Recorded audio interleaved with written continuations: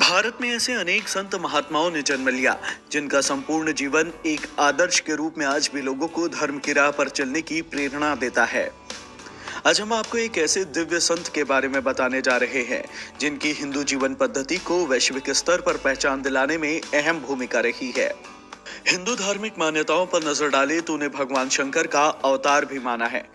हम बात कर रहे हैं संत आदि शंकराचार्य की, जिन्होंने मात्र 2 वर्ष की आयु में सारे वेदों, उपनिषद, रामायण, महाभारत को कंठस्थ कर लिया और 7 वर्ष की आयु में संन्यास ले लिया।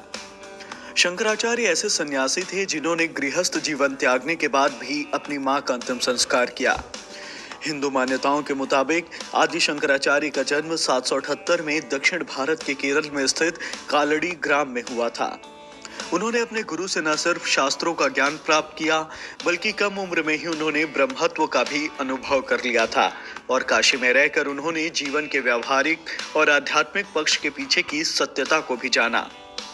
आदि शंकराचार्य ने लगभग पूरे भारत की यात्रा की, लेकिन अपने जीवन का अधिकांश वक्त इन्होंने उत्तर भारत में ही बिताया।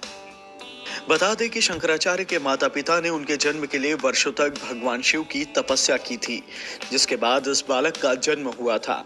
लेकिन जन्म के कुछ सालों बाद ही शंकराचार्य मां से आज्ञा लेकर सन्यासी बन गए। सन्यासी बनने के बाद भी शंकराचार्य ने अपनी मां का दाह संस्कार किया। समय के साथ शंकर नाम का यह बालक जगत गुरु शंकराचार्य कहलाया। शंकराचार्य ने बचपन में ही वेदों का पूरा ज्ञान प्राप्त कर लिया था। उन्होंने मात्र 16 वर्ष की आयु में 100 से भी ज्यादा ग्रंथों की रचना की थी। अपनी माता से आज्ञा लेकर उन्होंने वैराग्य धारण किया। मात्र 32 साल की उम्र में केदारनाथ में उनकी मृत्यु हो गई। शंकराचार्य ने हिंदू धर्म के प्रचार प्रसार के लिए देश के चारों कोनों में 4 मठों की स्थापना भी की, जो बाद में शंकराचार्य पीठ के नाम से पहचाने जाते हैं। श्री आदि शंकराचार्य द्वारा स्थापित अद्वैत वेदांत संप्रदाय 9वीं शताब्दी में बेहद लोकप्रिय हुआ।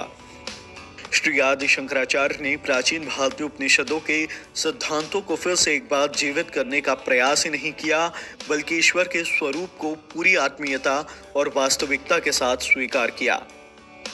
उनका मानना था कि वे लोगों को जो इस मायावी संसार को वास्तविक मानते हैं और ईश्वर के स्वरूप को नकार देते हैं, वह पूरी तरह ज्ञानी होते हैं।